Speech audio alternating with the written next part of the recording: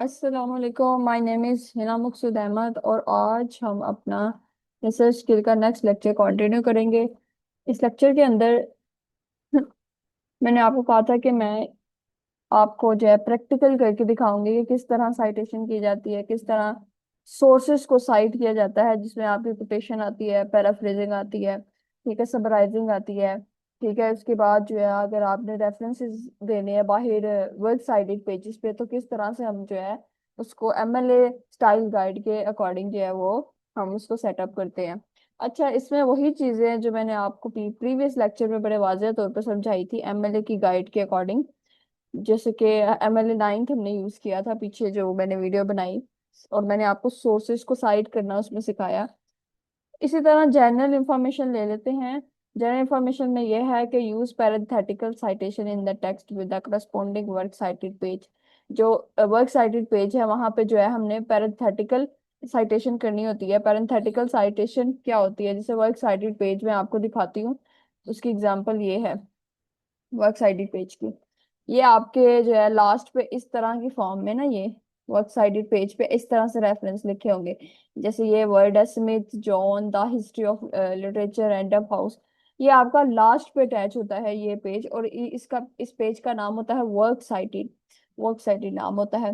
तो उसने इस तरह कहा है कि हम जो है इसको सबसे पहले तो एक सीक्वेंस के साथ लिखेंगे।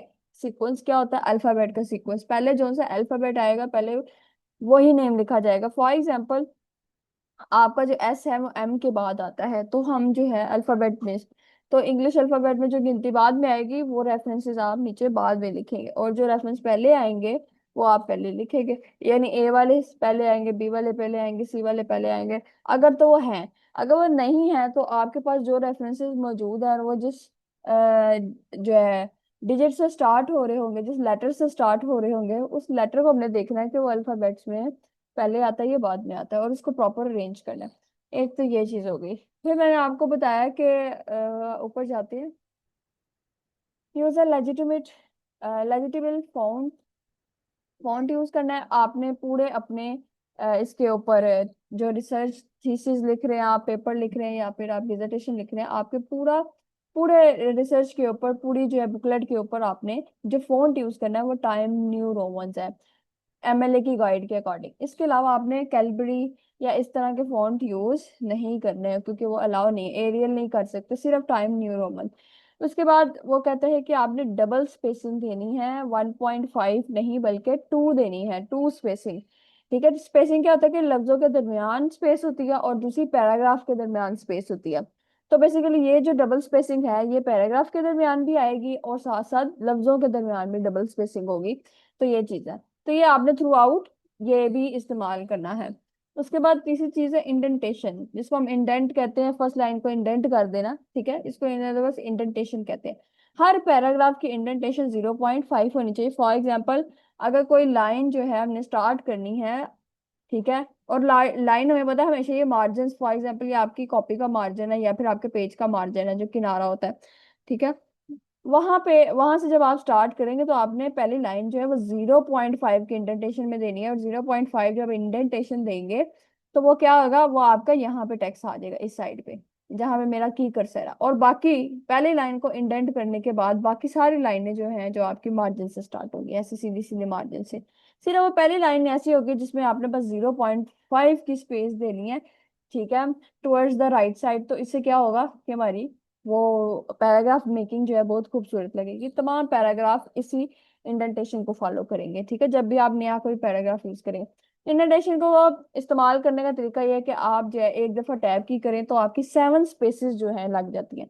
फॉर एग्जाम्पल ये जो लफ्ज लिखा हुआ है, मैं एक बार टैब का बटन दबाती हूँ, ये देखें आगे हो गया। इसको कहते हैं इंडेंटेशन। 7 स्पेसेस हैं, और ये सिर्फ सिर्फ ये लाइन इंडेंटेशन में हुई है, यानी पैराग्राफ की फर्स्ट लाइन जो है वहां पे 0.5 की ये इंडेंटेशन हो गई है। बाकी सारी लाइनें जो है जिस सीक्वेंस में लिखी है वैसे लिखे जाएंगे। फिर जब नेक्स्ट पैराग्राफ स्टार्ट होगा तो फिर हम इंडेंटेशन ऐसे दे देंगे। ठीक है ना, ये चीज़ आपको आई होप समझ में आ गई होंगी। अच्छा, मजीद आपने नेक्स्ट चीज देखनी है इंडेक्स साइटेशन। इंडेक्स साइटेशन से मैंने आपको बताया था कि आपने पेज नंबर जो है पैरेंथेसिस के अंदर लिखना है, ब्रैकेट के अंदर लिखना है, ऑथर का लास्ट नेम लिखना है। जैसे मैंने आपको बताया था, अगर हिना मकसूद है तो आपने मकसूद लिखना है और साथ उसका पेज नंबर ब्रैकेट में। एक ये तरीका है, आप साइटेशन इस तरीके से कर सकते हैं जैसे इसने सबमिट 24 लिखा है। दूसरा तरीका, अगर ऑथर का नेम नहीं है अंदर, ऑथर आपको नहीं मिलता उस वेबसाइट पे, तो आप सिर्फ उस टॉपिक का टाइटल आप लिख सकते हैं पैरेंथेटिकल साइटेशन के अंदर। जैसे टॉपिक मैंने लिखा, ये देखिए मैंने क्या लिखा, टॉपिक लिख दिया। अब हमने लास्ट पढ़ा था कि एन, आ और द, इस तरह के जो आर्टिकल्स है ना वो आप मेंशन नहीं करेंगे। तो आपने ये बात ध्यान रखनी है कि आपने आर्टिकल मेंशन नहीं करना।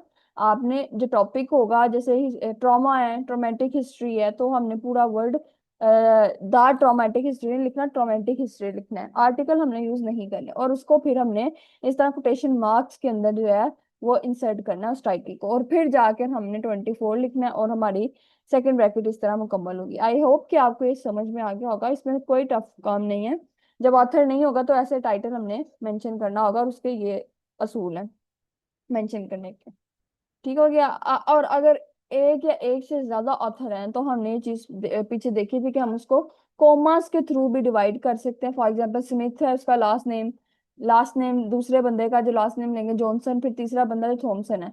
ठीक है, तो ये तीनों बंदों ने आर्टिकल एक लिखा, और वो इस पेज 24 से 26 में जो बात कह रहे हैं आप आसानी से कह सकते हैं। और अगर थ्री से ज्यादा लोग हैं, टू या थ्री या थ्री से ज्यादा अगर ऑथर आते हैं, तो हमने एक चीज पढ़ी थी कि हम ई एल लगाते हैं आगे। जैसे मैंने आपको पीछे वीडियो में बताया था, ईएल लगा के, डॉट लगा के फिर आगे हम कंटिन्यू रखते हैं। उसमें हमें ज्यादा ऑथर के नाम लिखने की जरूरत नहीं है, सिर्फ एक ऑथर का नाम लिख के हम ऐसा करके आगे मूव ऑन कर सकते हैं, अगर तीन से ज्यादा ऑथर हो। लेकिन अगर तीन है तो देखिए आप आसानी से इस तरह से साइट कर सकते हैं सोर्स को। वर्क साइटेड पेज में क्या होता है, तमाम लिस्ट जो होती है आपकी वर्क साइटेड में, जितने भी रेफरेंसेस आप डालते हैं, जैसे मैंने जॉनसन, स्मिथ, थॉमसन वाला, ये सारे रेफरेंसेस डाले हुए हैं डिफरेंट डिफरेंट सोर्सेज से लेकर। कहीं से मैंने बुक पढ़ी है, कहीं से मैंने जर्नल पढ़ा है, कहीं से मैंने वेबसाइट से लिया मटेरियल। मैं इनको सबको साइड करूंगी टेक्स्ट के अंदर, ठीक है, अल्फाबेटिकली। जैसे मैंने बात की अल्फाबेटिकली, पहले ए आता तो ए वाले जितने भी रेफरेंसेस होंगे वो ऊपर आ जाएंगे, फिर बी आता है बी वाले आ जाएंगे। अगर ए बी नहीं होता तो हम उन्हीं रेफरेंसेस में देखेंगे कौन सा लेटर जो है हमारा फर्स्ट लेटर पहले आता है अल्फाबेट्स में। फॉर एग्जाम्पल मैंने आपको बताया था एल पहले आता है और एस बाद में आता है, तो आपने सीक्वेंस ऑर्डर के साथ क्या करना है, आपने एल वाले रेफरेंसेस ऊपर ले आने हैं, एस वाले उसके बाद ले आने हैं। ठीक है, इस तरह अगर आप देख रहे हैं कि टी टी एस के बाद आता है, तो आपने एस के बाद टी वाले रेफरेंसेस देने लग जाएंगे। तो ये एक ऑर्डर मेंटेन आपने रखना है। ठीक है, ऑथर के लास्ट नेम से, जो कि हमें पता है कि लास्ट नेम जैसे ये बंदा है, तो ये रेफरेंसेस है। Using a hanging indent for each entry, और तमाम जो है हैंगिंग हैंगिंग इंडेंट यूज करना है। जो हम इंडेंटेशन यूज कर रहे थे वो इसी को जो है हैंगिंग इंडेंट कहते हैं। और 0.5 इंचेस की हैंगिंग इंडेंट देनी है हमने। ठीक है, ये देखें जैसे मैंने आपसे बात की थी कि टैब का बटन प्रेस करने के 7 स्पेसेस हो जाएंगे, इसको कहते हैं हैंगिंग इंडेंटेशन। ठीक है, ये हमने देनी है। मजीद देखें, include the author's name, title, publication date, publisher and page number. जो इस रेफरेंसेस के अंदर क्या क्या चीज मौजूद होनी चाहिए आपके वर्क डेट के पेज के अंदर, ऑथर का लास्ट नेम होना चाहिए, आप जिस टाइटल पे काम कर रहे हैं वो टाइटल का नाम होना चाहिए, जैसे the history of English related title है, पब्लिकेशन डेट ये से 2010 है। ठीक है, अगर पब्लिशर है तो आप लिखेंगे, अगर पब्लिशर नहीं है तो आप नहीं लिखेंगे।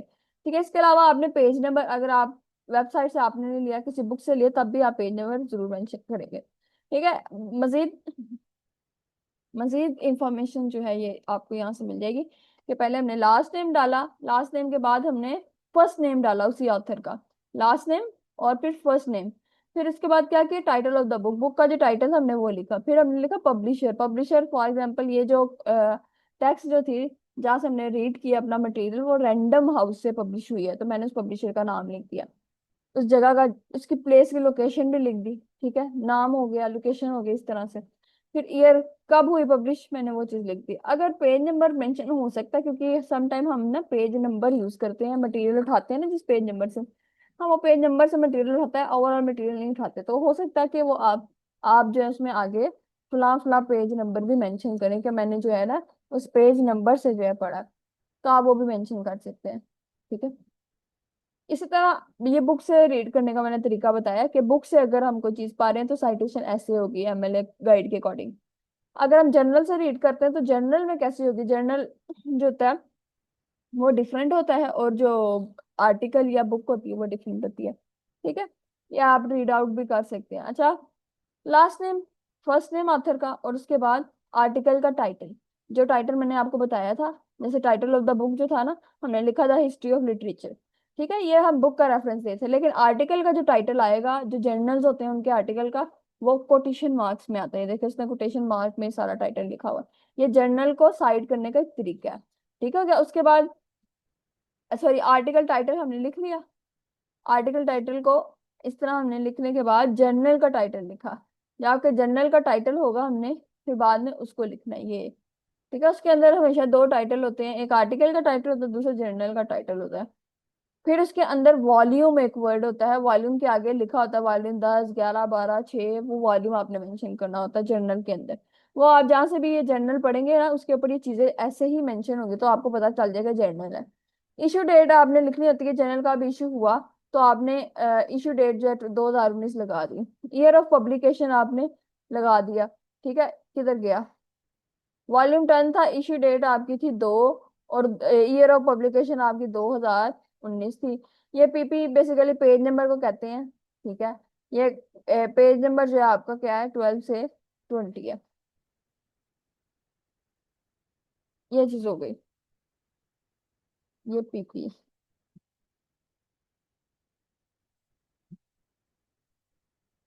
ओ सॉरी, ये मेरा ख्याल है ये पीपी पेज नंबर को नहीं कहते, ये पीपी कहते थे प्रिंट बुक या प्रिंट आर्टिकल को। जो पब्लिश हो गया उसको, पब्लिश आर्टिकल जो हो जाता है ना, उसकी जगह हम बीपी लिख देते हैं। प्रिंट पेज होता है ये, इसको इन अदर वर्ड्स ये कह सकते हैं। अच्छा, उसके बाद देखें वेबसाइट। वेबसाइट से अगर हमने कोई चीज उठा के लिखी है एमएलए गाइड के अकॉर्डिंग, हम उसको किस तरह लिखेंगे? हम लास्ट नेम लिखेंगे ऑथर का, जैसे हम पहले लिखते आए हैं, फर्स्ट नेम लिखेंगे, और उसके बाद टाइटल ऑफ द पेज। क्योंकि आपको पता है व्हाट्सएप पे, वेबसाइट्स पे ज्यादातर ऑथर का नाम नहीं होता। जैसे मैंने विकीपीडिया की मिसाल देंगी, साइक्लोपीडिया ब्रिटानिया जो है आपकी, ये सारी वेबसाइट, स्पार्क नोट्स जो है, ये वेबसाइट्स हैं, इनके नाम जो है ऑथर, ऑथर को कौन सा ऑथर रन कर रहा है उसका कोई नाम नहीं है स्पेसिफिक, उसका बस एक टाइटल है, टाइटल हम ऊपर लिख देंगे।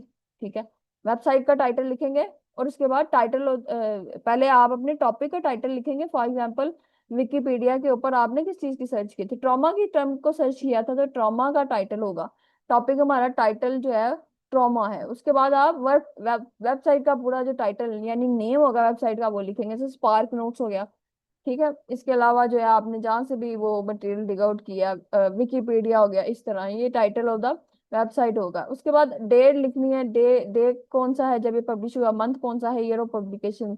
फिर यूआरएल कहते हैं लिंक को, वहां पे यूआरएल आपको मिलता है अलग से, आपने इस यूआरएल को लिखना होता है। असेस डेट, डेट मंथ, आपने कब उस डेट, आपने किस डेट को जो है ये आर्टिकल खोला और पढ़ा है, वो भी आपने मेंशन करना होता है। तो ये नीचे देखिए बिल्कुल सारी चीजें वो वैसे की वैसे ही हैं, जैसे मैंने आपको भी बताया। ये वेबसाइट से आपने रेफरेंस अगर डालना है तो इस तरह से डालना है अपने वर्क साइटेड पेज के अंदर। जर्नल से डालना है तो फिर ये पैटर्न होना चाहिए, और अगर आप किसी बुक से डाल रहे हैं तो आपका ये पैटर्न होना चाहिए। ठीक है, इसी तरह आप अगर आर्टिकल का डाल रहे हैं तो आप आर्टिकल का रेफरेंस भी देख सकते हैं, आपको प्रिंसिपल्स में मिल जाएगा। ये सब चीजें मैंने आपको यहाँ से इसलिए बताई क्योंकि ये चीजें मैं जब आपको प्रैक्टिकली दिखाने जाऊंगी पीछे वाली चीजों से रिलेट करके, तो आपको इस चीज की समझ आनी चाहिए। अब हम इसको करते हैं बंद।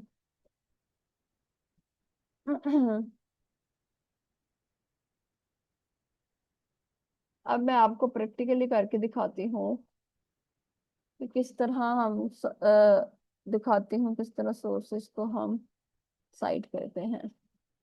मेरा थीसिस कहाँ है? ये।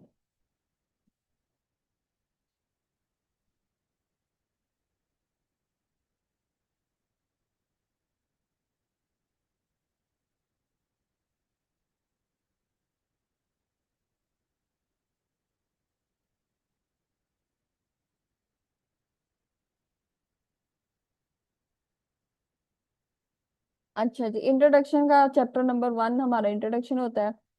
उस चैप्टर के अंदर देखते हैं, मैंने आपको बताया था साइटेशन हमने करनी होती है, जहाँ से हमने पैराग्राफ को चीज रीड की है। जैसे फॉर एग्जांपल मैंने ये पूरा पैराग्राफ ये रीड किया था, तो मैंने इसकी साइटेशन कैसे करनी है, एमएलए 9 या एमएलए 8 के अकॉर्डिंग। और अगर ओवरऑल बोलूँ तो एमएलए के अकॉर्डिंग हमने इसको कैसे करना है। रुके, मैं जरा ये ग्रामरली मिस्टेक्स जो है इनको ऑफ कर दूं। Visit setting.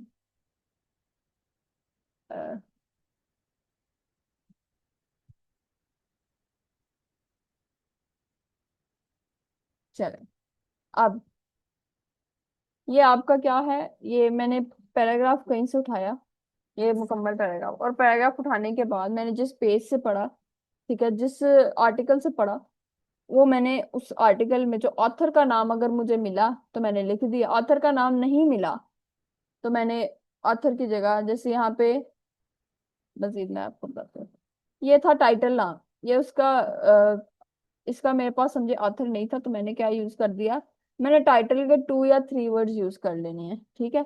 अगर मेरे टाइटल का नाम सिर्फ ये एक वर्ड है तो मैं एक वर्ड भी यूज कर सकती हूँ, 2 वर्ड्स मिलते हैं वो भी यूज कर सकती हूँ, 3 वर्ड्स मिलते हैं वो भी। टाइटल का नेम मैंने लिख लिया क्योंकि ये मैंने किसी वेबसाइट से पढ़ा होगा, ठीक है, जिसकी वजह से मुझे जो है ऑथर का नाम नहीं मिला। आगे मैंने क्या किया, पेज नेम में मेंशन किए, मैंने कहा मैंने 1 से लेकर 4 तक जो है जो कुछ भी रीड करा है वो इस पैराग्राफ के अंदर मैंने मेंशन कर दिया, शॉर्ट समराइज करके, इसको कहते हैं समराइजिंग करना है एमएलए की गाइड के अकॉर्डिंग। अब समराइजिंग के साथ साथ मैं पैराफ्रेजिंग भी साथ साथ करी, मैंने कोई ऐसा सेंटेंस का स्ट्रक्चर जो है सेम टू सेम नहीं उठाया उससे कि मेरा यहाँ पे प्लेजरिज्म आ जाए, ठीक है। तो उस आर्टिकल से मैंने कोई सेम सेंटेंस स्ट्रक्चर चूंकि नहीं उठाया, तो लिहाजा इस तरह मेरे साथ साथ पैराफ्रेजिंग भी हो रही है और साथ साथ समराइजिंग भी, दोनों सेम लेवल पे, और दोनों का जो है वो प्रूफ अगर मैंने देना है तो जिसको मैं इंटेक्स साइटेशन कहती हूँ, वो इस तरह के मैंने ऑथर का नाम है तो ऑथर का नाम लिख देंगे, लास्ट नेम ऑथर का पहले लिखेंगे, उसके बाद जो है आगे पेज नंबर। ऑथर नहीं है तो हमने सिर्फ क्या लिख देना, टाइटल लिख देना, टाइटल का नाम लिख के उसके बाद हमने पेज नंबर ऐसे मेंशन कर देना। अब ये जो था मेरा फर्स्ट आर्टिकल होगा, ये देखें, ये होती है इंटेक्स साइटेशन जो मैंने आपको करके बताई। अब इंटेक्स साइटेशन के अलावा एक पेज होता है जो आपके थीसिस के लास्ट में होता है, ये पेज है जिसको हम वर्क साइटेड पेज कहते हैं, ये है प्रॉपर इसका नाम देख लें आप, वर्क साइटेड पेज, ठीक है। ये वर्क साइटेड पेज में हम करते क्या है, हम जितने भी आउटर साइटेशंस होती है, एक्सटर्नली लिंक जो होते हैं, एक्सटर्नल लोकेशन जो होती है हमारे आर्टिकल के, वो मेंशन करते हैं। जबकि मैंने आपको आर्टिकल के अंदर दिखाया कि हमने इंटेक्स साइटेशन करनी है, तो इंटेक्स साइटेशन होती है एक टेक्स्ट के अंदर कैसे साइट करना है, रेफरेंस किस तरह देना है ऑथर का, ठीक है, उसमें हम ऑथर और पेज नंबर या टाइटल या पेज नंबर मेंशन करते हैं, लेकिन उसमें हम लोकेशन नहीं मेंशन करते। उस आर्टिकल की लोकेशन हम हमेशा कहाँ यूज करते हैं, वर्क साइटेड पेज में बाहर यूज करते हैं, ठीक है। इस तरह अब हमने बात की, वो मैंने इसराइली की, ठीक है, वो मैंने इंट्रोडक्शन का जो पैराग्राफ कहीं से इंक्लूड किया। अब उसका लिंक जो है मैंने इसी के अंदर कहीं दिया होगा, मैं आपको लिंक भी बताती हूँ।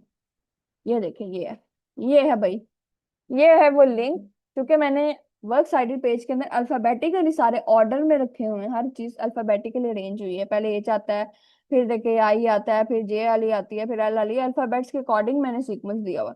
तो ये है। तो चूंकि मेरे इसमें ऑथर का नाम नहीं है, यहाँ से भी आपको पता चल सकता है अच्छा, इस ऑथर का नाम क्या है, इसराइली ऑफर, ठीक है, जहां तक मुझे समझ में आ रहा है। ये इसके बाद वाला लास्ट नेम है, और ये उसका, ये लास्ट नेम है और ये उसका फर्स्ट नेम है ऑथर का। तो लास्ट नेम क्या है, इसराइली, ठीक है, मैंने इसराइली जो है इसका ऑथर का नाम लिखकर, ठीक है, अगर तो ये ऑथर का नाम है तो, ठीक है, क्योंकि ये इसराइली ऑफर जो है ना, ये मुझे सिर्फ ये चीज लग रही है कि टाइटल है। अलबत्ता मैंने इसको ऑथर के नाम को समझकर इस्तेमाल किया है, तो मैंने क्या लिखा, मैंने यहाँ पे लास्ट नेम मेंशन कर दिया और साथ में फर्स्ट नेम। आगे मैंने लिखे टाइटल का पूरा नाम लिखा है कि मैंने मेरी जो है वेबसाइट जिस पे मैं सर्च कर रही हूँ ना, उस टाइटल का नाम मैंने यहाँ पे क्या लिखा, राउंड अबाउट आउटकम्स ऑफ सोविट। मैंने इस वार को जो है ना उस आर्टिकल के अंदर वार पढ़ी है, ठीक है, चूंकि मेरे नॉवल से लिंक हो रही थी। मैंने क्या किया, आर्टिकल का जो टॉपिक था मैंने वो मेंशन किया। अब उसके बाद मैंने ये इस तरह से, ये चूंकि मैंने देखे जर्नल पढ़ा, मुझे यहाँ से पता चल गया, वॉल्यूम मुझे नजर आ गया, मुझे इश्यूज नंबर आ गए नजर, ठीक है, पब्लिकेशन डेट नजर आ गई, पीपीपी नजर आ गया। इससे मुझे क्या पता चल गया कि भाई मैंने कोई जर्नल पढ़ा है, ठीक है। तो ये है। उसके बाद मैंने जर्नल का नाम लिखा, ये कौन सा जर्नल पढ़ा है भाई, मैंने एशियन पर्सपेक्टिव से जर्नल पढ़ा है, और उसका वॉल्यूम फला फला है, ठीक है, वो सारी चीजों पर मेंशन होंगी, नंबर 1 है, ये 2022 में है, इस तरह 1 to 20 पेजेस का मैंने जो है वहां से रीड आउट किया, जो भी कुछ मटेरियल लिया 1 से लेकर 20 पेज तक मैंने मटेरियल रीड किया, और आगे इस तरह मैंने इस लाइन को खत्म कर दिया। समझ तो आ गई होगी। मजीद देखें, अभी खत्म नहीं हुई, यहाँ तक तो हमने सिर्फ रेफरेंस दिया। अब बारी आती है यूआरएल कोड की, जो उसने लिखा था ना यूआरएल लिंक सेंड करना है। यूआरएल लिंक होता है ये देखे, डॉय और जी, ये एचटीटीपी।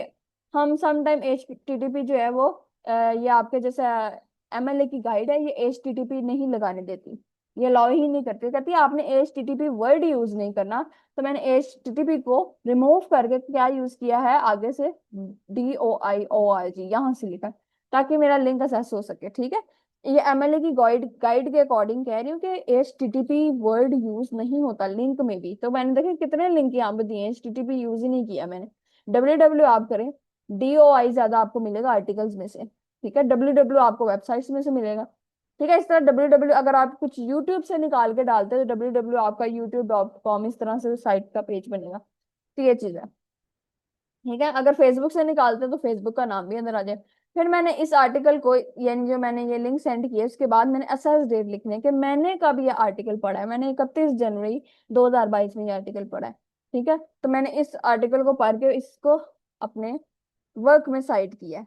ये थी एक्सटर्नल साइटेशन, यानी आपने उस आर्टिकल का एक्सटर्नल लिंक दिया, पब्लिकेशन डेट दिया, ऑथर दिया, टाइटल दिया, या आपके वर्क का, और वर्क का टाइटल देने के बाद आपने उस वेबसाइट का भी टाइटल दिया। ठीक है, तो ये चीज, ये मैंने आउटर लोकेशन उस टाइटल से रिलेटेड, उस वर्क से रिलेटेड, रेफरेंस से रिलेटेड मैंने आउटर लोकेशन सेंड कर दिया आपको। आई होप कि आपको ये मेथड जो है समझ में आ गया होगा, मैं साथ साथ बड़ा क्लियरली समझा रही हूँ। मजीद जो है इसी तरह मैंने एमएलए का 8 एडिशन यूज किया था। ठीक है, MLA 8 एडिशन के अंदर कह रहे थे कि जब आपका एक से ज्यादा ऑथर हो, यानी आपका आर्टिकल एक से ज्यादा लोगों ने लिखा हो या एक से ज्यादा लोगों ने बात की हो किसी आइडिया के ऊपर, तो आप उसके अंदर क्या लिख सकते हैं, GTD डॉट लगा के इन इसराइल 415। यानी अब एक ऑथर नहीं है, बहुत सारे ऑथर हैं, और उस ऑथर के अंदर जो है वो इसराइली इस पेज नंबर पर उन ऑथर ने बात की है ये सारी। ठीक है, तो मैंने क्या किया, मैंने ये वाली जो बात थी वो क्लियर कर दी इस तरह। ठीक है, ये आप, ये जरूरी नहीं है लगाना। ठीक है, जैसे आप आसानी से, मैंने आपको बताया ऑथर का लास्ट नेम लगाकर पेज नंबर मेंशन कर सकते हैं। ठीक है, इस तरह। मजीद आप नेक्स्ट देखें। अब मैंने एक और पैराग्राफ रीड किया, और इसको, इस पैराग्राफ का जो ऑथर होगा वो ये उसका पूरा नाम है। ठीक है, अब ये जब उसका पूरा नाम है तो मैंने इस पैराग्राफ में जितने भी पैराग्राफ लिखे, ये पैराग्राफ लिखने के बाद मैंने उसकी जो साइटेशन में नाम दिया है, ये देखें, ये मैंने इसका लास्ट नेम लिखा। अब मुझे पेज नंबर नहीं मिले, इस वर्क का समझे मुझे पेज नंबर नहीं मिला, तो मैंने पेज नंबर लिखा ही नहीं कि भाई इसके, मैंने किसी वेबसाइट से मटेरियल उठाया है तो उसमें पेज नंबर अलग से मेंशन नहीं था। तो मैंने क्या किया, पेज नंबर नहीं लिखा, मैंने सिर्फ ऑथर का नाम लिख लिया जिस ऑथर ने सारी बात की है।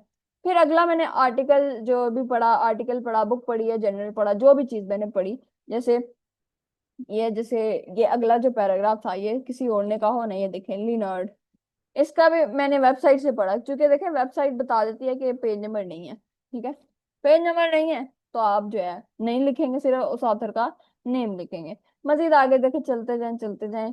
ये मेरा सारा पेज समझे कि मैंने वेबसाइट से ज्यादातर सर्च किया था, तो इसलिए मेरे पास यहाँ पे ज्यादा वो नंबरिंग, पेज नंबरिंग नहीं आई है। मैंने आर्टिकल्स जो हैं रीड नहीं यहाँ पे किए, यहाँ पे वेबसाइट से मटेरियल उठाया था।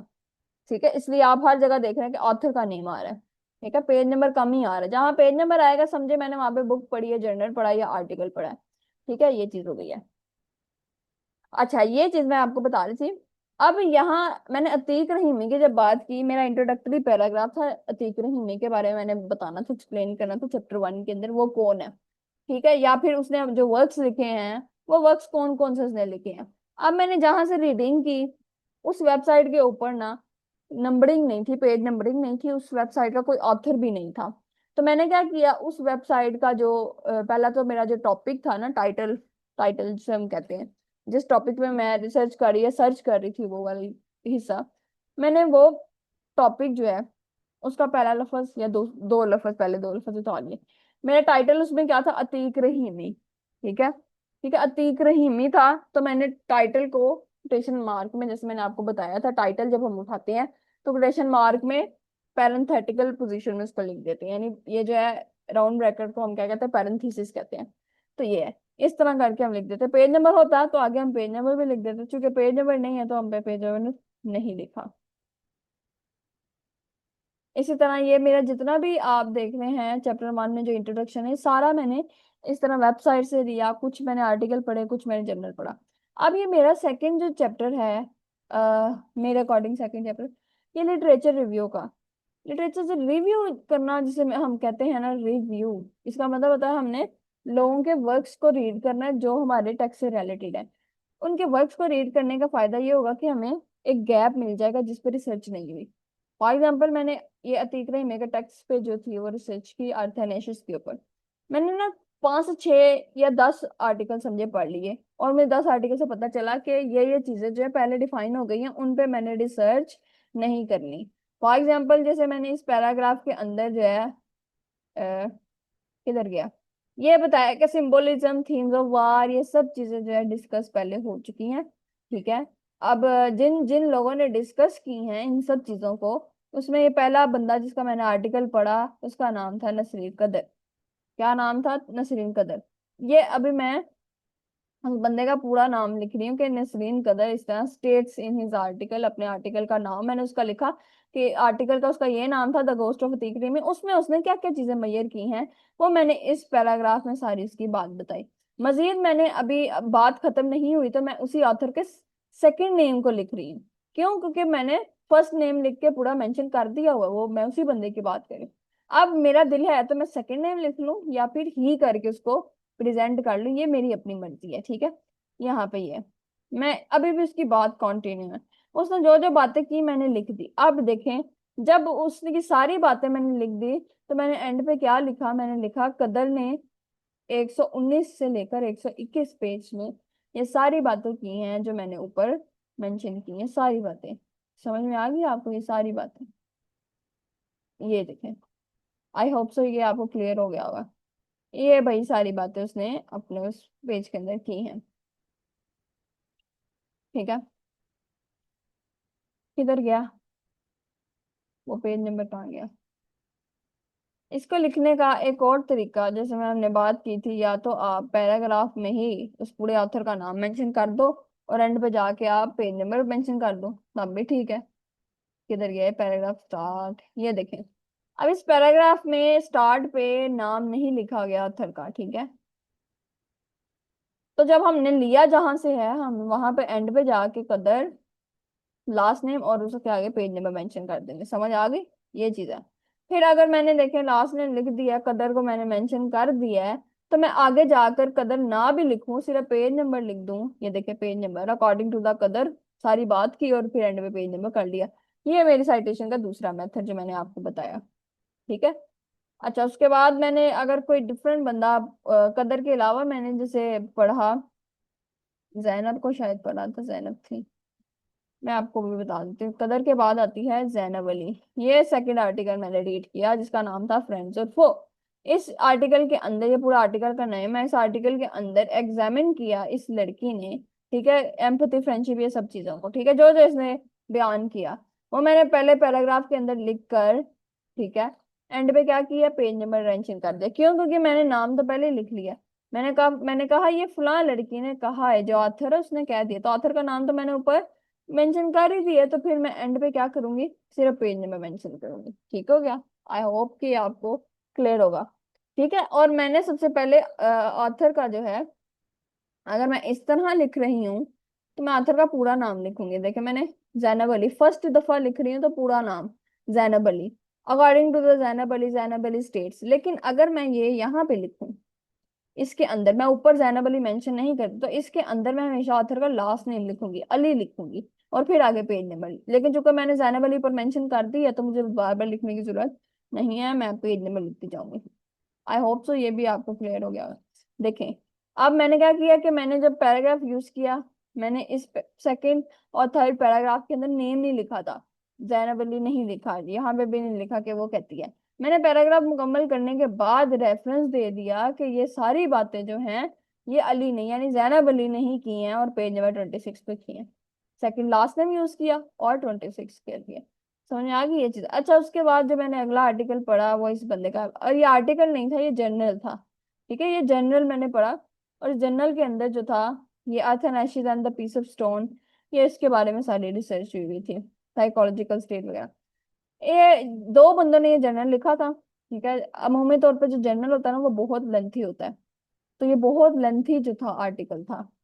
इसमें दो और बंदों ने रिसर्च की, पूरा नाम उनका ये है, जे रोजलिन जेमी, डॉक्टर एच जिमसे। इनके लास्ट लास्ट नेम मैंने इस्तेमाल करने हैं, जिमी और जिनसे, ठीक है। आशा शायद, आशा लास्ट नेम। जब भी मैं रेफरेंस दूंगी तो मैं इनके लास्ट नेम जो है वो लिख दूंगी। वैसे तो मैंने पहले नाम लिख दिया, इस पैराग्राफ के स्टार्ट में नाम लिख दिया पूरा कि इन्होंने एक्सप्लोर किया, और एंड पे मैंने पेज नंबर डाल दिया इस पेज नंबर में, ठीक है। ये अब मैंने बार बार उनका पूरा नाम मैं नहीं लिखना चाह रही, मैं इन दोनों पर्सन का पूरा नाम एक दफा मेंशन करूंगी, दूसरी दफा मैं नहीं करना चाह रही, तो मैं क्या करूंगी, मैं लास्ट नेम ले लूंगी उनके नेम्स के, और फिर स्टेटेड हेलुसिनेशन ये बारे, और एंड पे फिर मैं पेज नंबर मेंशन कर दूंगी किस पेज नंबर पे उन्होंने ये बात की है, ठीक है। अब जैसे मैंने वहां पे ये जिसे लिख दिया, किधर गया, ये जैमियन ऐशा लिख दिया, ठीक है। जिन्होंने रिसर्च की और उसने ये पैराग्राफ में सारी बात यहाँ तक उसने ये की।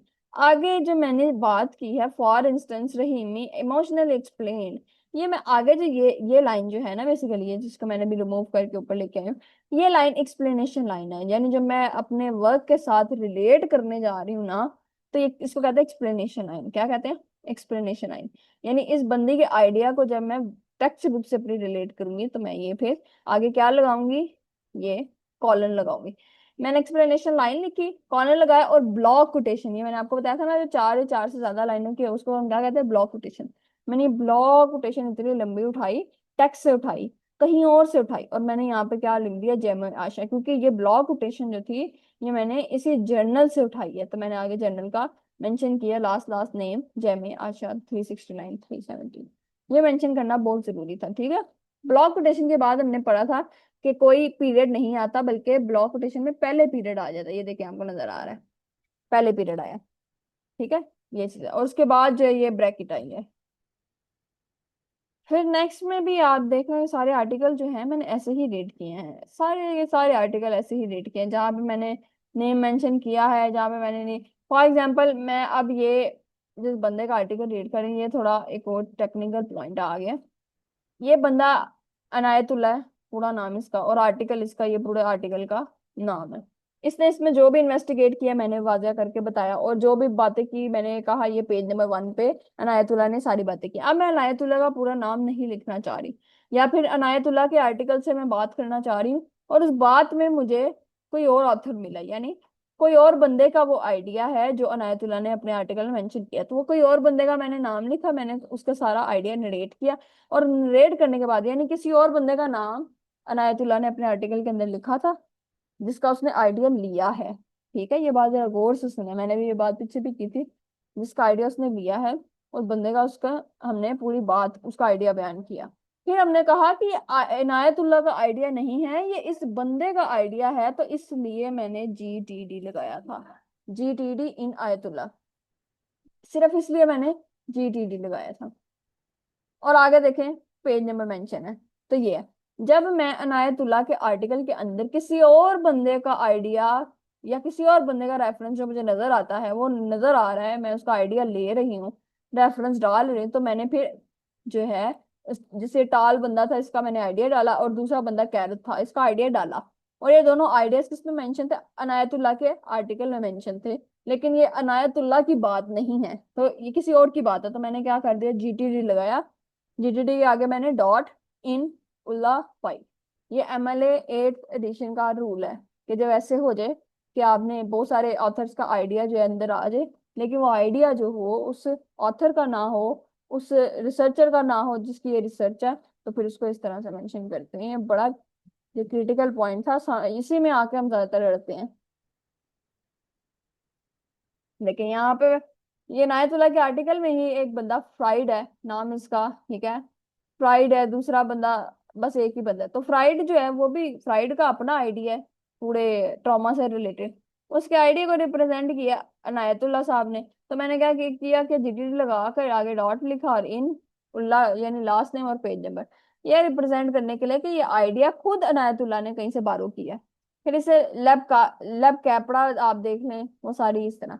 इसको खत्म करने के फौरन बाद, यानी रिसर्च लिटरेचर रिव्यू हमने कर लिया, उसके बाद हमने एक पैराग्राफ लिखना होता है। ये है पैराग्राफ कि भाई मैंने पूरा रिव्यू किया है रिसर्चेस इस अपने अपनी टैक्स से रिलेटेड, और मैंने बताया कि भाई ये सब चीजें सर्च हो गई हैं।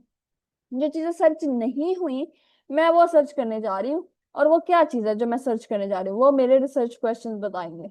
वो कहेंगे कि देखो ये फलां चीज थी इस आर्टिकल के अंदर, ये पहले रिसर्च ही नहीं हुई, मैं इस पे रिसर्च करने जा रही हूँ, मैंने क्वेश्चन मेड किए हैं, ठीक है, इस पे रिसर्च हुई नहीं, इस पे किसी ने काम ही नहीं किया, तो मुझे कैसे पता चला? मैंने पहले लोगों को रीड किया, लोगों के आर्टिकल को पढ़ा, फिर मुझे पता चल गया, तो इस पे तो रिसर्च हुई नहीं, रिसर्च गैप मिल गया। ये अगला चैप्टर था रिसर्च मेथोडोलॉजी का, मैंने आपको जैसे बता दिया। मैं आपको इंटरटेक्स्ट साइटेशन बता रही हूँ, ठीक है। जब भी आप किसी आर्टिकल जर्नल वेबसाइट को साइट करते हैं, ठीक है, उसका ऑथर है या नहीं है, ठीक है, आपने इंटेक्स्ट साइटेशन कैसे करनी है वो मैंने आपको प्रॉपरली गाइड कर दिया, ठीक है। इंटेक्स्ट साइटेशन के बाद आपने, मैंने वर्क साइटेड का आपको पेज दिखाया जिसमें आपने आउटर साइटेशन कैसे करनी है। ये देखिए जीटीडी इन हिस्ट्री। अब एक और चीज आ गई, जैसे मैंने अभी बात की कि जिसका हम आर्टिकल पढ़ रहे हैं, जिस बंदे ने आर्टिकल लिखा है, जो रिसर्चर है, ठीक है, वो अगर किसी और बंदे का आइडिया बारो करके अपनी रिसर्च में ऐड करता है, रेफरेंस देता है, जैसे उसने अपनी रिसर्च में लिखा हरमन का, हरमन के बारे में उसका आइडिया उसने बताया, हरमन का आइडिया ये था भाई, ट्रॉमा से रिलेटेड, ट्रॉमा इवेंट से रिलेटेड, ठीक है। तो मैंने क्या किया, जीटीटी लिख दिया, डॉट लगाया, आगे इन, आगे मैंने ऑथर का लास्ट नेम लिखना है। अगर मुझे उस ऑथर का नाम नहीं मिलता जिसकी ये रिसर्च मैं पढ़ रही हूँ, जिसका ये आर्टिकल मैं पढ़ रही हूँ, तो हमने ये चीज पढ़ी थी कि हम उसका क्या लिखेंगे, उसके हम टाइटल का फर्स्ट टू नेम्स लिख लेंगे, ठीक है, उसके टाइटल में से फर्स्ट टू वर्ड्स निकाल लेंगे। तो अगर मैं एक निकालना चाह रही तो मैंने एक निकाल लिया, देखें, और साथ मैंने उसको हमेशा कोटेशन मार्क में लिखना है। ये कोटेशन मार्क इंडिकेट करेंगे भाई इसका ऑथर नहीं है, इसलिए इसका सिर्फ टाइटल यूज किया जा रहा है। आगे पेज नंबर था तो मैंने पेज नंबर मेंशन कर दिया, ठीक है। ये क्रिटिकल थोड़ा सा जो पॉइंट्स है, इस पे अगर आपकी ग्रिप बन गई ना, तो आपको रिसर्च करने में कहीं पे मसला नहीं होगा। और ये सारी रिसर्च जो एमएलए 8th एडिशन के अकॉर्डिंग मैंने की हुई है, तो इसलिए एमएलए 9th एडिशन के अकॉर्डिंग करना चाहते हैं तो सबसे पहले आप एमएलए 9th एडिशन के रूल्स खोलेंगे और फिर उसके अकॉर्डिंग आप रीड आउट करेंगे। देखो ये सारी चीजें इस तरह। ये करेक्टराइजेशन का चैप्टर यूनिवर्सिटी से हमें कहा गया था बनाना है, उनकी तरफ से इंस्ट्रक्शन थी। अच्छा, ये डाटा एनालिसिस का जो चैप्टर होता है वेरी इंपॉर्टेंट, ये बेसिकली हमारी खुद की फाइंडिंग्स होती हैं। मैंने जो जो फाइंड किया मैंने इसके अंदर लिखा, और साथ साथ उसी तरह से इंटेक्स साइटेशन करती गई। जैसे देखा इस फलां बंदे ने बात की पेज नंबर 2 में, तो मैंने उसको रिलेट किया अपने टेक्स्ट से, मैंने उसकी बात तो लिखी पहले, ये देखिए मैंने उसका पहले आइडिया लिखा है, अगर आप गौर करें ना, ये मैंने एक छोटी सी 3 लाइनों में उसका आइडिया लिखा, पेज नंबर 2 पे ये आइडिया, और उस आइडिया को मैंने टेक्स्ट से रिलेट किया। इन अर्थ एंड एशेस के अंदर जो इस आइडिया को बात की जा रही है, इस आइडिया के अंदर वही चीज मुझे मेरे टेक्स्ट के अंदर एक करेक्टर फलां फलां है वो ऐसे करता हुआ नजर आ रहा है, तो लिहाजा मैं प्रूफ एविडेंस दे रही हूँ, मैं आइडिया के साथ टेक्स्ट को एविडेंस के साथ रिलेट कर रही हूँ। तो भैया देखिए टेक्स्ट में भी है, इसलिए मैं कह रही हूँ कि ये आइडिया जो है ये इंप्लीमेंट होता है मेरे टेक्स्ट पे, और मेरी रिसर्च की जो फाइंडिंग है वो ट्रू है। तो मैं क्या कर रही हूँ, साथ साथ ही बताई जा रही हूँ कि ये चीज मेरे वर्क में भी है, इस आइडिया से मैच हो रही है, ये आइडिया यूज है, ये आइडिया यूज है, ये सब चीजें, ठीक है। होप से ये सबको आपको क्लियर होगा। अच्छा, एक और चीज आ गई, हमने कहा था कोटेशंस, कोटेशन जो है वो दो तरीके से इस्तेमाल होती है। एक याद हो अगर आपको, अगर हम पूरी कोटेशन यूज नहीं करना चाहते, आधी कोटेशन यूज करना चाहते हैं, तो हम क्या करेंगे, हमने कहा था हम एलिप्सिस यूज करेंगे। मैं करके दिखाती हूँ, जैसे कोमा कोटेशन मार्क नहीं होगा, एलिप्सिस यूज करेंगे, एक ये स्पेस डाली और उसके बाद 1 2 3 डॉट डाले, यानी अभी भी उस बंदे की बात कंटिन्यू है, मैं पूरी बात नहीं लिखना चाहती, मैं थोड़ी सी बात उसकी मैंने लिख दी जो मेन मेन थी, और बाकी मैंने ऐसे पॉज लगा दिए, साइन लगा दिए, इसका मतलब होता है बात अभी कंटिन्यू है, ठीक है। वैसे तो मेरी बात यहाँ तक की थी, खत्म। अच्छा, उसके बाद एक ये तरीका हो गया। दूसरा मैंने कहा था कोटेशन जब आप मेंशन करते हो एज इट इज वर्ड्स होती हैं, उनको आप चेंज नहीं कर सकते, ठीक है। उनमें आपने जब अपने लफ्ज ऐड करने हैं, सा फिट टू पनिश अस, मैंने कहा मैंने अपने वर्ड्स ऐड करने हैं, तो मैंने ऐसे साथ मैंने स्क्वायर ब्रैकेट यूज करनी है। स्क्वायर ब्रैकेट होती है ये वाली, ठीक है। मैंने अपना अपने वर्ड्स इंक्लूड करके मैंने क्या किया, स्क्वायर ब्रैकेट को क्लोज कर दिया, ये लो। अब इसे पता चल जाएगा ऑथर को कि ये मैंने अपनी बात की और बाकी बात कोटेशन की है, समझ में आ गई। तो ये एक ये तरीका। दूसरा, आप कोटेशन को एज इट इज यूज करके कोटेशन मार्क में रख दें, और आगे आप उसका ऑथर का नाम हमेशा लिखें, जिस ऑथर ने आप रीड किया हुआ है, जिस पेज नंबर पर, ऑथर का नाम, ये देखें अब जैसे मैंने ये लाइन जहां से ली ना, टेक्स्ट जहां से टेक्स्ट बुक मैंने ली, उस टेक्स्ट बुक का कोई नाम जो था, अतीक रहीमी अर्थनेशिस ये नाम था, ऑथर का नाम नहीं था। तो मैंने उसके टाइटल का पहला जो नाम था अतीक रहीमी, मैंने वही उठा लिया। और उसका पहले नाम में से जो लास्ट वाला नेम था, रहीमी नाम था उसका, उस टाइटल का, आर्टिकल के। तो मैंने आगे क्या लिखा, रहीमी लिख दिया। पेज नंबर अगर होता तो मैं जरूर मेंशन करती, पेज नंबर नहीं था तो मैंने मेंशन नहीं किया। समझ में आई बात? यानी मैंने जहां से टेक्स्ट रीड आउट किया उसका पेज नंबर नहीं था, तो मैंने ऐसे कर लिया। ठीक है, ऑथर नेम क्या है, इस टेक्स्ट को लिखने वाला कौन था, अतीक रहीमी। रहीमी साहब का लास्ट नेम यूज किया, टेक्स्ट टेक्स्ट का पेज नंबर ही नहीं था मेंशन, तो मैंने पेज नंबर आगे नहीं लिखा। ये चीज होगी, ये आपको क्लियर होनी चाहिए। तो ये कब कोटेशन मार्क्स का मैंने रेफरेंस देते वक्त ये किया है, और बाद में मैंने पीरियड लगा दिया। ये सब चीजें ये बिल्कुल एज इट इज जाएंगे जैसे मैं आपको बता रही हूँ। आप जरा वर्क साइटेड पेज पे चलते हैं, क्योंकि ये छोटी मोटी चीजें, इसमें जो जो चीजें नहीं आती गई मैं आपको बताती गई हूँ। ठीक है ना? अब इससे जरा बाहर जाकर हम देखते हैं। ये हमारा कंक्लूजन का चैप्टर होता है। इसमें जो मेरी जो चीजें फाइंड हो चुकी हैं और जो मैंने फाइंड की हैं, वो दोनों चीजें लिखनी होती हैं। ठीक है। अच्छा, वर्क साइटेड पेज पे हम फिर आगे। वर्क साइटेड पेज में मैंने आपको जैसे बताया था, अगर मैंने कोई विकीपीडिया से लिंक लिया है तो ऑब्वियसली मुझे उस बंदे का ऑथर का पता नहीं चलेगा। विकिपीडिया पे इतने लोग जो हैं वो लिखते हैं अपना मटेरियल, आप भी जाके ऐड करके कोई मटेरियल पब्लिश कर सकते हैं। विकिपीडिया अलाउ करेगा आपको, लेकिन उसके अंदर कोई स्पेसिफिक ऑथर नहीं होता, उसके अंदर टाइटल पेज होता है। ठीक है। टाइटल जो होगा, अब मैंने वो टाइटल देखे मेंशन किया, मैंने क्या किया, अतीक रहीमी, उसका टाइटल का नाम। मैंने आगे वेबसाइट के टाइटल का नाम किया, वेबसाइट का टाइटल विकिपीडिया। फिर मैंने डेट मेंशन की कि जब का भी आर्टिकल या बात जो थी वो कही गई है, 15 सितंबर 2023 में कही गई है। ये आगे विकिपीडिया का लिंक जो कि HTTP से स्टार्ट होता है, लेकिन मैंने HTTP नहीं लगाना, क्योंकि MLA की गाइड के अकॉर्डिंग HTTP नहीं लगता। असेस डेट आगे मैंने लगा दी। असेस डेट लगाने के बाद जो है मैंने पेज नंबर मेंशन किया, पेज नंबर 23 था। ये देखें, आप इसमें पीपी लिख के भी 23 मेंशन कर सकते हैं। ठीक है, यहाँ पे करने के बाद ये मैंने आपको एक और चीज कही थी, कभी भी आप ऐसी वेबसाइट से आर्टिकल या कोई ऐसा मटेरियल रीड मत करें जिसका प्रॉपर रेफरेंस ना हो। इससे ना रिसर्च से बड़ा इफेक्ट पड़ता है। ठीक है, जैसे विकिपीडिया का जो लिंक है ना, ये मैं अगर खोलूंगी ना तो मैंने जो मटेरियल वहां से रीड किया होगा वो चेंज हो जाएगा। ठीक है, वो मुझे कुछ और दिखाने लग जाएगा, वो मुझे मैंने जो चीज वहां से पहले पढ़ी थी वो नहीं दिखाएगा। तो मुझे इसमें सबसे ज्यादा इशू आया था इस लिंक के अंदर, क्योंकि ये मैं जब भी खोलती थी कुछ और खुल जाता था, जो मैंने चीज पढ़ी होती थी वो तो खुलती ही नहीं थी। तो इसलिए आप भी ये चीज मत कीजिएगा, जो चीज आपने पढ़ी है ना वो आप किसी आर्टिकल से पढ़िएगा, वेबसाइट से मत पढ़िएगा। अच्छा, उसके बाद ये मैंने आर्टिकल तरतीब देखिएगा, ए से स्टार्ट है। ये टाइटल ने, ये टाइटल का नाम था अतीक रहीमी, तो मैंने टाइटल को कोटेशन मार्क में और साथ इस तरह करके लिख दिया। ठीक है। अच्छा, ये इसके बाद अली जैनब, जैनब अली ने जो लिखा हुआ है आर्टिकल, मैंने पहले उसका लास्ट नेम मेंशन किया, फिर मैंने उसका फर्स्ट नेम मेंशन किया, और उसके बाद उसके टाइटल का जिस पे से सर्च किया वो पूरा टाइटल का नाम लिखा। और उसके बाद टाइटल का नाम लिखने के बाद मैंने उस जो है वेबसाइट का जो आर्टिकल जो था उसका नाम लिखा। वो क्या था, वो pivot, pivot a journal of, ये पूरा उसका नाम है जर्नल का। ठीक है, कहाँ कहाँ से मैंने पब्लिश करवाया, ये पूरा उस जर्नल का नाम है कि यहाँ यहाँ से पब्लिश हुआ है। वॉल्यूम 8 है ये जर्नल है पूरा। इसका इशू नंबर और ये सब चीजें, एक लिंक डालना है साथ साथ, असेस डेट आ गई, ये यहाँ पे खत्म हो गया। बिल्कुल आपने ऐसे उसके बाद ए ऑर्डर खत्म हुआ तो बी वाले शुरू हो गए। अगर बी वाले हैं तो लिखिएगा, वरना अगर सी वाले हैं तो सी वाले लिखेंगे, तरतीब के अकॉर्डिंग चलेंगे। तो ये सब तरतीब देखे, मैंने HTTP नहीं डाला, लेकिन आप WWW डाल सकते हैं, HTTP नहीं डालना। ठीक है। इसी तरह जब मैंने आर्टिकल का कोई लिंक लिया, ये मैं जैसे मैंने जर्नल पढ़ा तो जर्नल का थोड़ा पैटर्न डिफरेंट था, जर्नल में वॉल्यूम भी होते हैं, इशू नंबर भी होता है। लेकिन अगर मैं सिंपल PDF आर्टिकल पढ़ती हूँ कहीं से, तो उसका देखें कोई इशू नंबर नहीं होता, उसका कोई वॉल्यूम नहीं होता, उसमें सिर्फ आप टाइटल मेंशन करते हो और वो वेबसाइट का जो टाइटल होता है वो मेंशन करते हो। वेबसाइट का टाइटल क्या है, यानी वेबसाइट का नाम क्या है, very very very well health है। ठीक है, उसके बाद पब्लिकेशन डेट और ये उसका लिंक और सेल्स डेट। ठीक है, और ये उसके ऑथर का लास्ट नेम और फर्स्ट नेम, ये चीज है। ठीक है, यह समझ तो आ रही होगी आप लोगों को।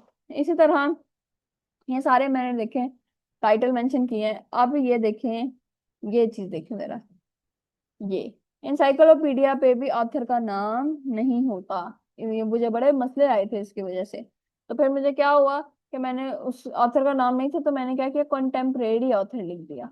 मैं चाहती तो वहां पे सिर्फ अपने आर्टिकल का नाम लिख सकती थी, क्योंकि उसके अंदर जब भी मैं, आप इंसाइक्लोपीडिया के अंदर ना एक ऑप्शन होती है, आप जब उसको सर्च करते हो कि कौन है ऑथर, तो वो दिखाता है आपको कंटेम्परेरी ऑथर है, आपके दौर का ही कोई ऑथर उसने लिखा है, ये वर्ड है वो, ये चीज दिखाता है। तो इसलिए मैंने यही वर्ड उठा के लिख दिया कि भाई कंटेम्परेरी ऑथर ने किसी लिखा है, और आर्टिकल का नाम मैंने लिखा। देखो, या तो आप ये लफ्ज ना लिखें ये वाला पूरा, क्योंकि देखो आथर का नाम क्लियर है ही नहीं। ये मैंने लिखा है, कोई मिस्टेकल नहीं मैंने लिखा होगा वैसे, याद भी नहीं, अब तो इतनी देर हो गई रिसर्च के। लेकिन आप इसका नाम ना ही लिखे तो ज्यादा बेहतर है। आपने क्या करना है, आपने कोटेशन मार्क में टाइटल लिख देना है। फॉर एग्जाम्पल, ये टाइटल था, इसमें ऑथर का, सॉरी, ये पूरा टाइटल का नाम होगा रहीमी अतीक। अच्छा जी, टाइटल नहीं, ये ऑथर है, ये ऑथर है जिसने लिखा है इसके ऊपर। नाम है इसका रहीमी अतीक, 1962 मैंने पूरा उसका लिखा रेफरेंस। उसके बाद encyclopedia.com 16 सितंबर 2000, यानी इंसाइक्लोपीडिया पे लिखने का तरीका ये है। हमने भी साइटेशन एमएलए की गाइड के अकॉर्डिंग देखी है ना, उसमें हमें तरीका सीखा, वेबसाइट का क्या तरीका है, जर्नल का लिखने का क्या तरीका है, बुक को मेंशन करने का क्या तरीका है, आर्टिकल को क्या, हमने उसमें ये इंसाइक्लोपीडिया नहीं देखा। जब आप इंसाइक्लोपीडिया देखेंगे, इंसाइक्लोपीडिया से जब हम कोई चीज उठाते हैं तो वो हम किस तरह लिखते हैं, तो ये इस तरह का पैटर्न होता है कुछ, ठीक है, ये जिस तरह लिखी हुई है ना इस तरह लिखा जाता है, ठीक है। तो मैंने वहां से देखकर उसके प्रिंसिपल के अकॉर्डिंग ये चीज मेंशन किया। जब आप प्रिंसिपल पढ़ते हैं तो आपको खुद समझ आ जाती है। लेकिन फिर भी कहूंगी ऐसी साइट से लिंक ना उठाया करें जिसका ऑथर ही ना हो। ये सब चीजें, इसका भी ऑथर था ये देखें। बाकी मैंने जहाँ जहाँ से चीजें उठाई हैं वो प्रॉपर एक आर्टिकल के थ्रू मैंने उठाई हैं, उसमें कोई चेंज नहीं है, बस सबकी सब ऐसे की ऐसे ही हैं। देखें, हर चीज सही है, ये सब चीजें। अब मैं तरतीब नहीं चेंज कर रही, ऑर्डर के साथ साथ ही चल रही है, देखें सब चीजें। अच्छा, इसके अलावा अब जो मेजर बात है जो मैं आपको बताने जा रही हूँ ना, वो मैं यहाँ पे नहीं बताऊंगी, क्योंकि उसके लिए हमें MS वर्ड पे जाना पड़ेगा। ये MS वर्ड, जब भी हमने अपना ये लिखने बैठना है थीसिस, रिसर्च आर्टिकल, तो सबसे पहले हमने सेटिंग करनी है। सेटिंग क्या होगी, जैसा कि हमने पढ़ा MLA की गाइड के अकॉर्डिंग, टाइम न्यू रोमन जो है वो हमेशा होना चाहिए। आप यहाँ पे सिलेक्ट कर लो, ठीक है, नहीं तो आप ये देखें, ये ABCD लिखा हुआ है यहाँ, ये जब आप मॉडिफाई पे जाएंगे, क्लिक करेंगे, मॉडिफाई पे क्लिक करने के बाद आपने यहाँ से सिलेक्ट करना है टाइम न्यू रोमन, और साइज होता है आपका टोटल 14, जो जनरल साइज होता है, ठीक है।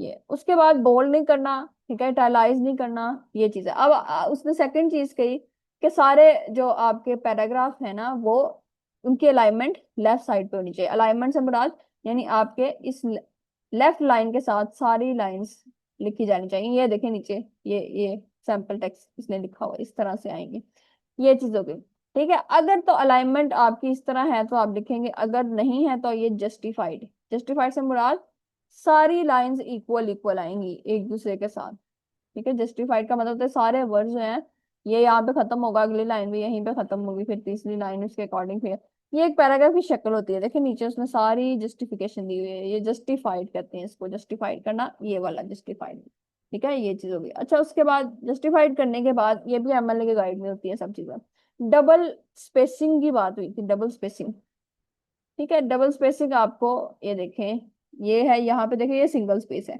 ये मैंने किया तो उसने कहा लाइन स्पेसिंग है, लाइन की स्पेसिंग है, लेकिन ये सिंगल स्पेस है, मैंने सिंगल नहीं, मैंने डबल देनी है, डबल।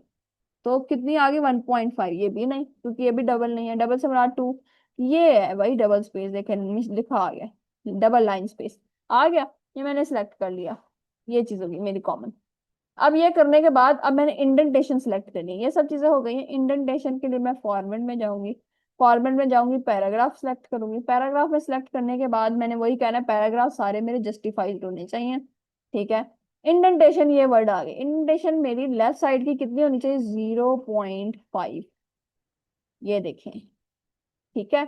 अब ये इंडेंटेशन देखें, ओवरऑल इंडेंटेशन है तमाम पैराग्राफ की, नीचे सैंपल देखें, हमने तमाम पैराग्राफ को नहीं देना, हमने MLA की गाइड में पढ़ा सिर्फ फर्स्ट लाइन की इंडेंटेशन करनी है, सिर्फ फर्स्ट लाइन। तो फिर मैं क्या करूंगी, ये मैंने इंडेंटेशन अप्लाई की, मैं यहाँ पे स्पेशल में जाकर लिखूंगी फर्स्ट लाइन, समझ में आई, फर्स्ट लाइन, ये चीज समझ में आ गई। First line indentation. अब देखें, अब ये देखें कि पहली लाइन मेरी जो है वो स्पेस में आगे जा रही है और बाकी सब जो है मार्जिन, लेफ्ट मार्जिन के साथ साथ चलती जा रही है। इसको कहते हैं फर्स्ट लाइन इंडेंटेशन। अगर वो आपको कहता है, जैसे वर्क साइटेड पेज के अंदर वो आपको कहता है हैंगिंग करनी है, हैंगिंग किससे मुराद ये होता है, ये हैंगिंग से मुराद इस तरह की साइटेशन होती है जिसमें आपकी पहली लाइन जो होगी वो आपकी अटैच होगी और बाकी पैराग्राफ आपका बाद में। ये हम वर्क साइटेड पेज के ऊपर हैंगिंग इंडेंटेशन करते हैं। जो मैंने आपको वर्क साइटेड पेज दिखाया ना, उसके अंदर मैंने सारी हैंगिंग इंडेंटेशन की हुई है। बाकी ओवरऑल आप रिसर्च के अंदर जो है, इंटेक्स्ट साइटेशन के अंदर जो है, आप हर पैराग्राफ में क्या करते हैं, line first line spacing use करते हैं, ठीक है, ये वाली। लेकिन जब आप वर्क साइटेड पेज पे चले जाएंगे तो फिर आपने हैंगिंग को यूज करना है। बाकी वो सारी चीजें सेटिंग वही रहेगी, ठीक है। क्योंकि अभी जब मैं पैराग्राफ टाइप कर रही हूँ, क्योंकि मैंने अपनी रिसर्च स्टार्ट करनी है, पैराग्राफ कर रही हूँ, तो मैंने सेटिंग मैंने लिखनी है फर्स्ट लाइन। ये सेटिंग होनी चाहिए मेरी, ठीक है। ये सब चीजें मैंने एक बार रिव्यू कर ली। लाइन स्पेसिंग देखें यहाँ पे भी आगे कितनी है, डबल, ओके ये करेक्ट है, ठीक है। अब आपने इसको कर देना ओके।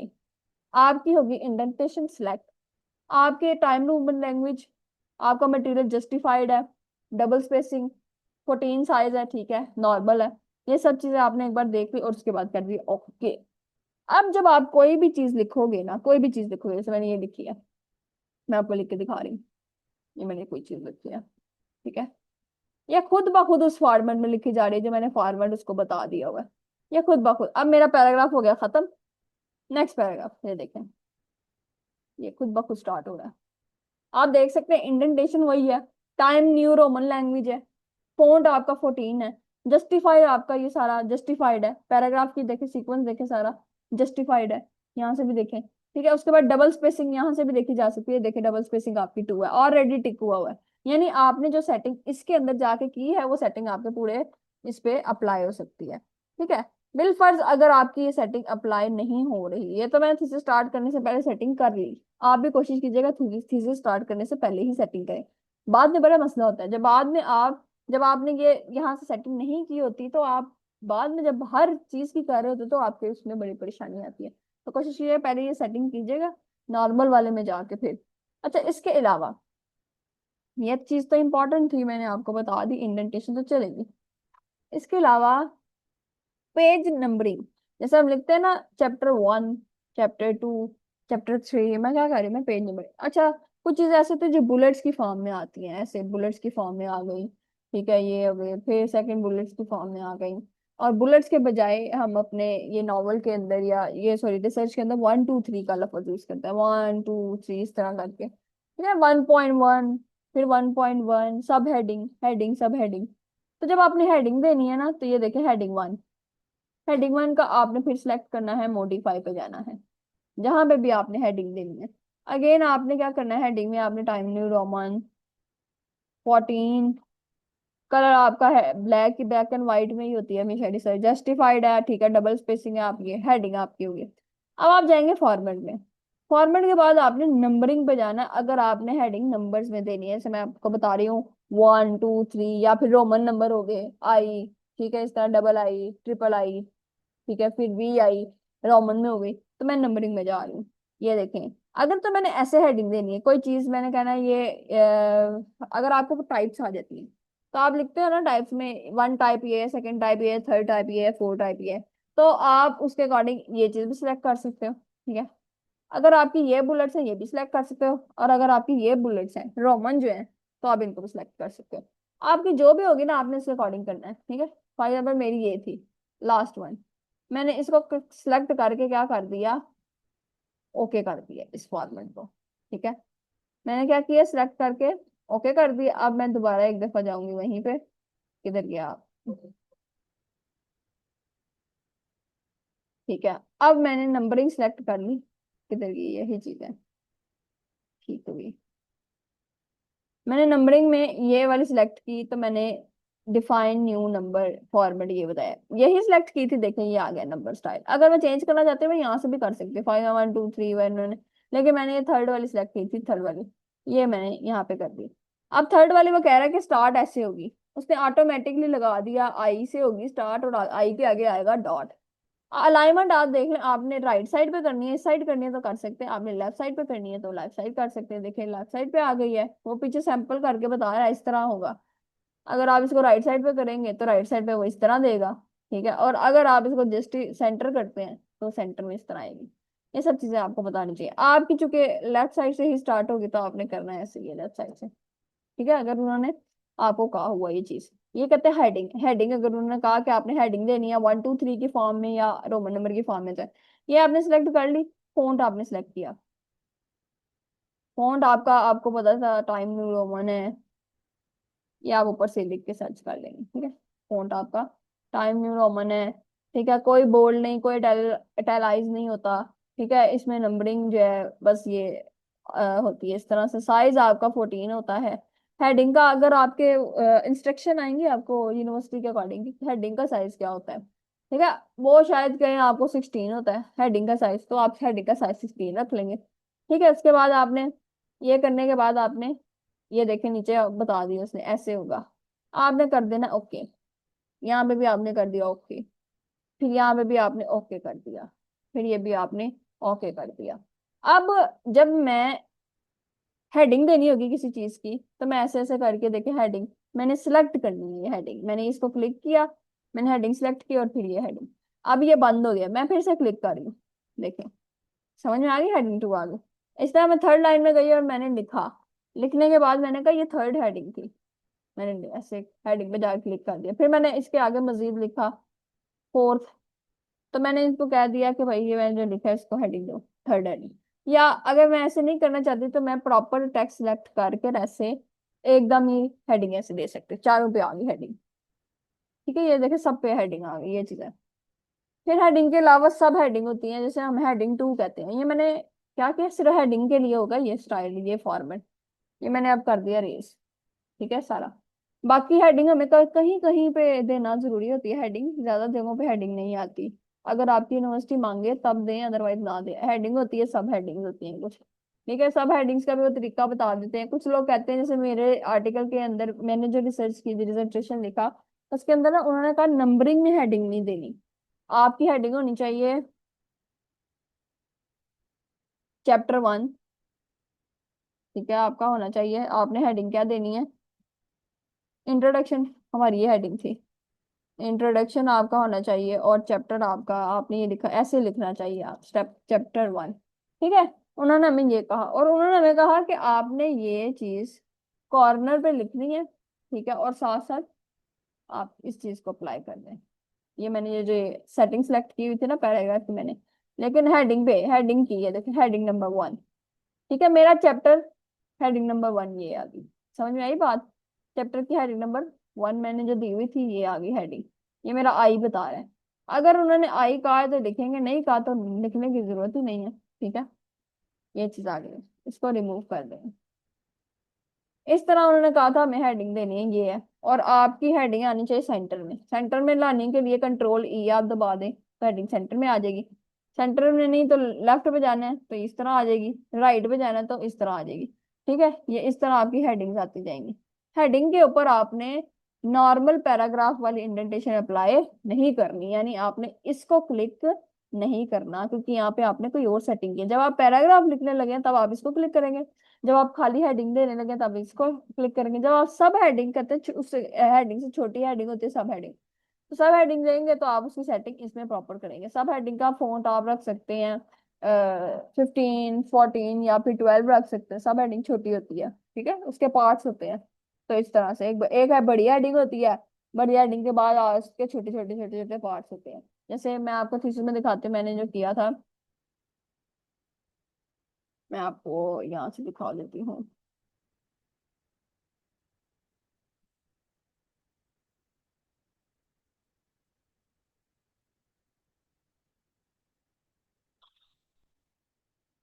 सब हेडिंग और हेडिंग, ये देखें, ये हमारी हेडिंग थी चैप्टर 1।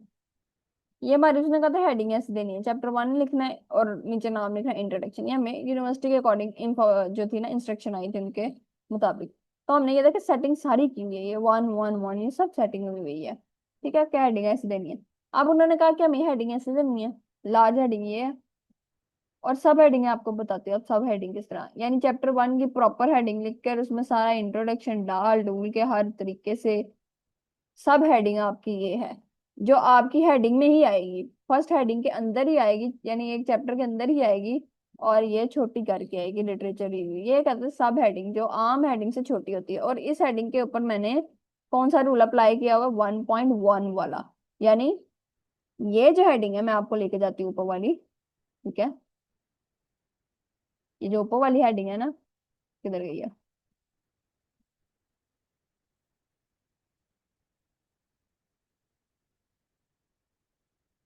ये है, ये है।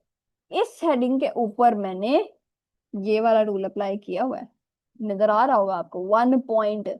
अब क्या हुआ कि जब मैंने सिलेक्ट किया तो चैप्टर 1 खुद ब खुद जो था वो इस हेडिंग को रिवील करने लग गया। जब मुझे इस हेडिंग को अप्लाई किए हुए जो है वो एक तरीके का जिसमें मैंने आपको बताया था हेडिंग अप्लाई करने का, इस तरह लिखना था। मतलब कि 1 2 3 4 5 6 चैप्टर के नाम होते हैं ना, 1 2 3 4 5, मुझे इस फॉर्म में लाना था। तो मैंने आपको बताया कि इस फॉर्म में लाने के लिए मैंने अंदर जाकर सिलेक्ट किया 1 2 3 4 5, वो सिलेक्ट किया। 1 2 3 4 5 सिलेक्ट करने के बाद मैंने कहा कि मेरा जो है ना 1 वो आए राइट साइड पे, जैसे वो आपको ऑप्शन दे रहा था 1 लेफ्ट साइड पे लिखना है, राइट साइड पे लिखना है, दरमियान में लिखना है। तो मैंने उसको कहा कि भाई ये आना ही चाहिए, लेफ्ट साइड पे आना चाहिए। ठीक है, वो अप्लाई करने के बाद मैंने क्या किया, मैंने ये सेटिंग जो भी थी, फिर मैंने फोन का साइज लिखा। ठीक है, जैसे मैंने सारी सेटिंग जैसे आपको मैंने भी बताई, फोन का साइज लिखा, मैंने डबल स्पेसिंग दी। ठीक है, इस तरह मैंने जस्टिफाइड नहीं रखा क्योंकि मेरा जस्टिफाइड था नहीं, हेडिंग जस्टिफाइड नहीं, हेडिंग जो होती है हमेशा दरमियान में होती है। ठीक है, और डबल स्पेसिंग में होती है, डबल स्पेसिंग सेम है मेरी। ठीक है, ये चीज है। तो ये चीज हो गई। अब मैंने ये सब लिखने के बाद, सेटिंग करने के बाद मैंने इसको ऐसे ही बंद कर दिया, सेटिंग को बंद कर दिया। फिर मैंने क्या लिखा, फिर मैंने लिखा चैप्टर नंबर 1। ठीक है, मैंने क्या लिखा, चैप्टर 1 लिखा। चैप्टर 1 लिखने के बाद मैंने इस हेडिंग को ऐसे सिलेक्ट किया और सीधा मैंने यहाँ पे इस बटन को यानी एक अपनी साइडिंग को हेडिंग को क्लिक कर दिया। इससे क्या हुआ कि उसने मुझे जैसा मेरा फॉर्मेट था उस फॉर्मेट में उसने दिखाना शुरू कर दिया, चैप्टर 1 इस फॉर्मेट में। हालांकि मैंने लिखा सारा ही था, लेकिन मैंने इसके ऊपर ये रूल अप्लाई कर दिया। जब उसने डिटेक्ट कर लिया कि रूल अप्लाई हो गया तो तभी ये आपको दिखा रहा है कि मैंने ये हेडिंग का ये रूल डाला हुआ। अदरवाइज अगर मैंने अप्लाई ना किया होता, मैं सेटिंग जाके क्लिक ना करती, तो ये कभी भी ना दिखाता कि मैंने इस तरह एक रूल ऐसे अप्लाई किया हुआ है। समझ में आई बात। इसी तरह जो 1.1 का रूल है, यानी सब हेडिंग, ये देखे, देखे, ये मैंने अभी सिलेक्ट नहीं किया, ये मैं दिखा रही, इस तरह आ जाता है 1.1। इसको कहते हैं सब हेडिंग, सब हेडिंग देना, छोटी हेडिंग। अगर आपको ये कहा है सब हेडिंग 1.1 में या 1.1 में इस तरह करके दे तो आप दे सकते हैं। अगर उन्होंने कहा कि सब हेडिंग में आपको नंबरिंग नहीं लिखनी, सब हेडिंग से मुराद कि आपने थोड़ा सा छोटा फॉन्ट कर कर एक छोटी सी हेडिंग बनाकर दे देनी है और वो स्टार्ट हो लेफ्ट साइड से, तो फिर आपने फिर रूल अप्लाई करना, अदरवाइज नहीं। ठीक है, इसी तरह ये हेडिंग 1 थी तो मैंने इसका हेडिंग 1 ही रख दिया। ये सारी इंस्ट्रक्शन हमें यूनिवर्सिटी के अकॉर्डिंग आई हैं, तो यूनिवर्सिटी के अकॉर्डिंग जो जो जैसे जैसे इंस्ट्रक्शन आती है हम वैसे वैसे करते हैं।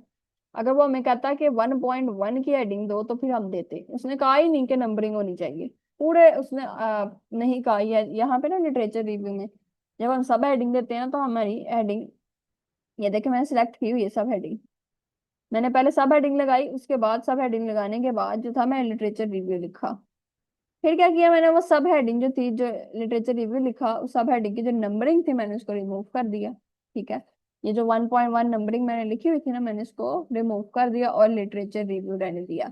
अब इसका फायदा क्या हुआ कि मैंने ऐसे यूं समझे कि मैंने ऐसे लिटरेचर रिव्यू किया और फिर मैंने इस बटन को क्लिक कर दिया, उसने मेरी ऑटोमेटिकली बता दिया कि सब हेडिंग है। ठीक है, जब भी कोई कोई थीसिस खोलेगा वो ये चीज देखेगा कि इसके प्रॉपर सब हेडिंग लगी है, तो वो कहेगा ये ठीक है, थीसिस ठीक हुआ, इसको हेडिंग और सब हेडिंग देने आती है। चाहे मैंने नंबरिंग डाली या नहीं डाली, मेरी इंस्ट्रक्शंस थी अकॉर्डिंग यूनिवर्सिटी के कि नंबरिंग नहीं डालनी सब हेडिंग्स में, तो मैंने नहीं डाली। ना उन्होंने हेडिंग्स में नंबरिंग मांगी, ना उन्होंने सब हेडिंग्स में मांगी, लेकिन उन्होंने कहा रूल अप्लाई होना चाहिए, तो आपको रूल अप्लाई करना आना चाहिए। बाकी अगर मैं हर पैराग्राफ को देखूं, देखिए यहाँ से मैंने पैराग्राफ उठाया, इस पैराग्राफ को देख रही हूँ, ये सारी इंडेंटेशन हुई हुई है और ये सारी इंडेंटेशन मेरे रूल के अकॉर्डिंग हुई हुई है। जैसे देखे ना, ये रूल आपको दिखा रहा है कि भाई ये लगा हुआ है, इसके अंदर मैंने सारी पैराग्राफ की इंडेंटेशन वाला नॉर्मल सेटिंग सेटिंग की है। फिर आता है हमारा टाइटल पेज। टाइटल पेज कैसे बनाते हैं ये मैं आपको अगली वीडियो में बताऊंगी। ये वाली वीडियो को हम अब खत्म करते हैं, काफी लेंथी हो गई है। ठीक है, नेक्स्ट लेक्चर में हम बात करेंगे इसके बारे में। अल्लाह हाफिज, जज़ाकल्लाह।